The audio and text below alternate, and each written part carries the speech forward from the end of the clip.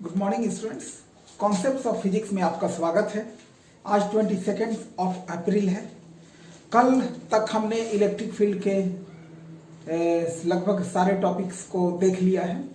आज मैं आपको कुछ न्यूमेरिकल प्रॉब्लम डिस्कस करूंगा, जिसमें एक प्रॉब्लम है एबीसी ऑफ फिजिक्स का। ये और भी डिफरेंट बुक्स में इस तरीके के न्यूमेरिकल मिलेंगे, लेकिन मैंने जो देखा है इस क्वेश्चन को एबीसी ऑफ फिजिक्स में है, खास की उसके एग्जाम्पल में है। इसको मैं समझा रहा हूं। देखिए क्वेश्चन क्या है, पहले ये समझ लीजिए कि एक थ्रेड से एक चार्ज क्यू लटका हुआ है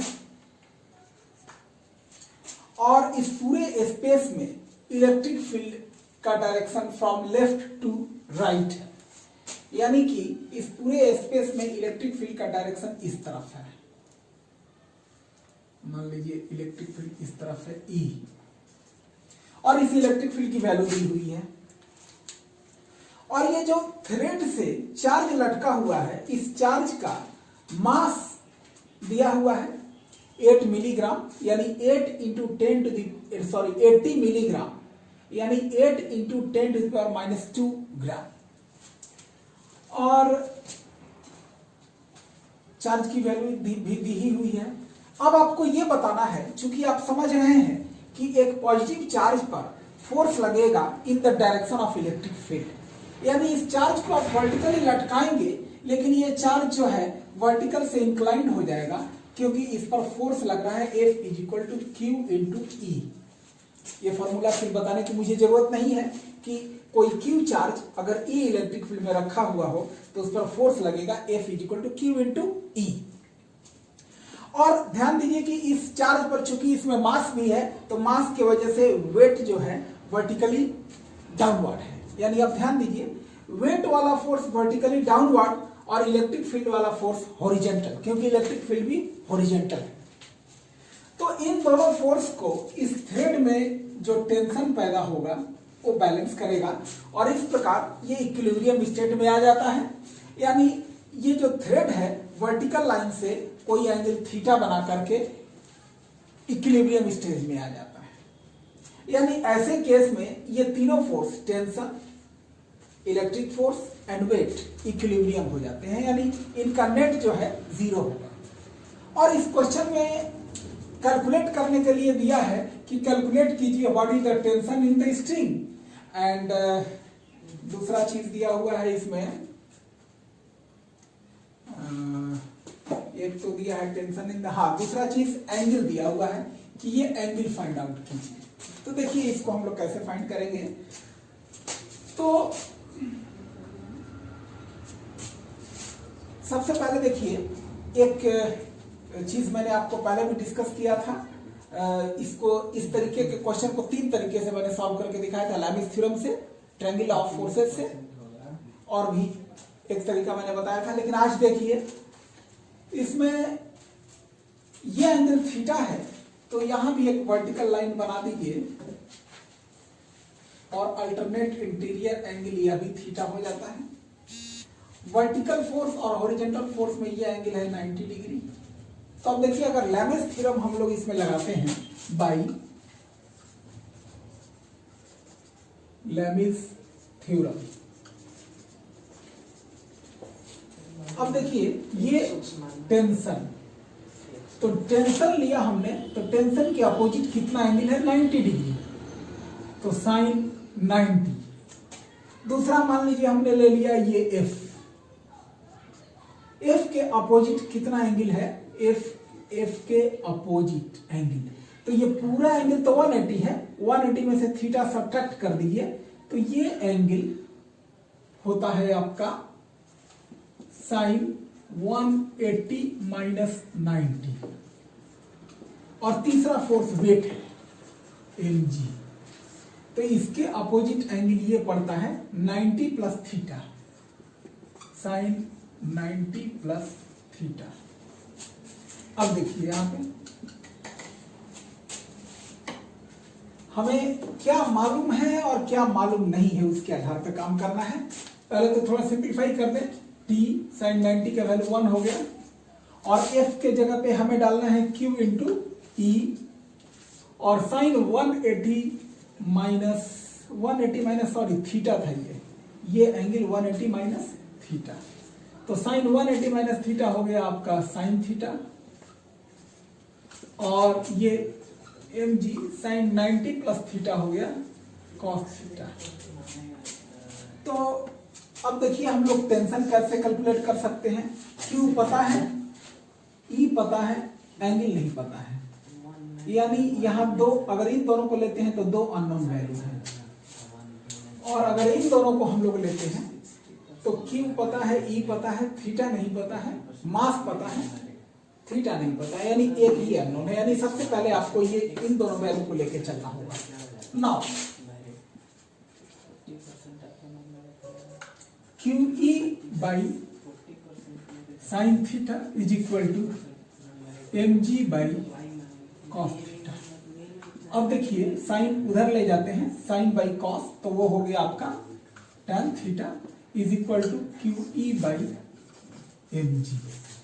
अब यहाँ QE बाई mg का वैल्यू बैठाएंगे और tan थीटा का वैल्यू कैलकुलेट हो जाएगा, और लॉग टेबल के मदद से फिर आप थीटा ला सकते हैं।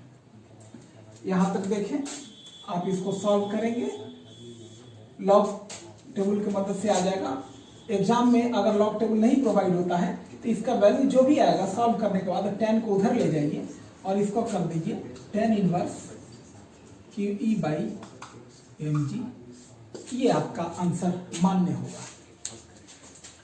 अब टेंशन हमें लाना है, तो tension is equal to QE by sine theta. अब यहां देखिए Q और E पता ही है, और साइन थीटा हमने यहां से पता कर रखा है। लॉग टेबल के मदद से मान लीजिए थीटा का वैल्यू जो हम लोग ला दिए रहेंगे, यहाँ थीटा रखेंगे और फिर साइन थीटा का वैल्यू लॉग टेबल के ही मदद से लाना होगा। अगर कोई स्टैंडर्ड वैल्यू आ जाता है जिसका जैसे मान लीजिए कि थीटा 30 डिग्री, 60 डिग्री, 45 डिग्री वैसा आ जाता है, तब तो हम खुद से कर लेंगे, लॉग टेबल की जरूरत नहीं पड़ेगी। और अधिकांश एग्जाम में जो क्वेश्चन आते हैं वहाँ स्टैंडर्ड वैल्यू ही आ जाएंगे, ताकि लॉग टेबल की जरूरत ना पड़े। लेकिन जो आप जिस बुक से प्रैक्टिस करते हैं वो उस बुक में ऐसा स्टैंडर्ड वैल्यू हो, ये जरूरी नहीं है। इसलिए मैंने आपको कहा कि लॉग टेबल के इस्तेमाल से यहाँ थीटा का वैल्यू आ जाएगा। उस थीटा का वैल्यू पुट करके साइन थीटा का वैल्यू कैलकुलेट करेंगे, और इस प्रकार आपका ये टेंशन का वैल्यू आ गया। इसको नोट कर ले, फिर मैं अगला एग्जाम्पल आपको बताता हूं। अब मैं अगला एग्जाम्पल मैंने लिया है, ये क्वेश्चन एबीसी ऑफ फिजिक्स के एक्सरसाइज का है, आप चाहे तो खोज के देख पाएंगे।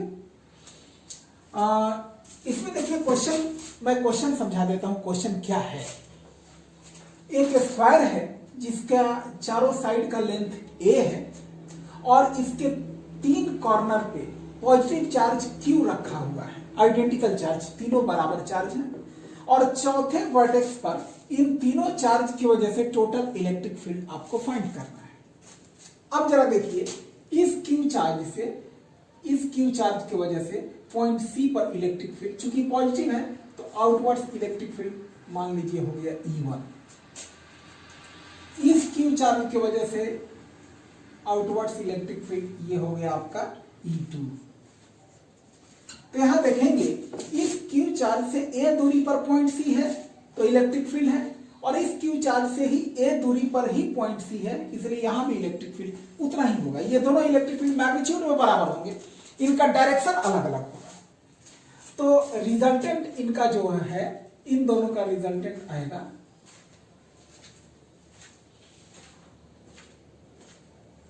यहां बीच में, इन दोनों का रिजल्टेंट आएगा यहां। तो इसका मान लीजिए हमने नाम दे दिया E डैश। तो यहां E1 का मैग्नीट्यूड और E2 का मैग्नीट्यूड दोनों बराबर है, और दोनों कितना होना चाहिए, तो इलेक्ट्रिक फील्ड वही होता है K यानी 1/4πε0 Q बाई डिस्टेंस कितना है A²। तो अब इन दोनों का resultant electric field E dash हम लोग कैलकुलेट करेंगे, तो वो होगा E1² प्लस E2 स्क्वायर का रूट, चूंकि एंगल 90 डिग्री है तो 2E1 E2 cos थीटा की जरूरत हमें नहीं पड़ेगी, और इन दोनों का मैग्नीट्यूड बराबर ही है तो दोनों के जगह पे हम लोग E1 ही रख दें, और ये हो गया √2E1, √2E1 इसका वैल्यू रख दीजिए √2 के क्यू बाई ए स्क्वायर, ये आ गया ई डैश का वैल्यू। अब चूंकि इन दोनों का टोटल इफेक्ट हमने ई डैश कैलकुलेट कर लिया, अब इस चार्ज की वजह से यहाँ इलेक्ट्रिक फील्ड निकालना है। मान लीजिए ये चार्ज जो है Q यहाँ से कितनी दूरी पे है, पाइथागोरस थ्योरम से ये डायगोनल का लेंथ आप निकाल लेंगे √2 है, और इसके वजह से यहाँ इलेक्ट्रिक फील्ड मान लीजिए आपका है E2, इस इलेक्ट्रिक फील्ड को हमने मान लिया E2। अब यानी इस पॉइंट पर total electric field E dash और E2 का सम होगा। तो पहले तो E2 हम लोग निकाल लें, कितना होगा E2 is the electric field due to the charge placed at point A। ये हो गया K Q by distance √2A है, उसका स्क्वायर करेंगे तो 2A स्क्वायर हो गया। अब देखिए टोटल इलेक्ट्रिक फील्ड मान लीजिए E2 और E डैश का टोटल नेट इलेक्ट्रिक फील्ड इस पॉइंट पर आता है E, final electric field E, और वो फाइनल इलेक्ट्रिक फील्ड हम लोग कैलकुलेट करेंगे E is equal to E2 plus E dash, और E2 की वैल्यू कितनी है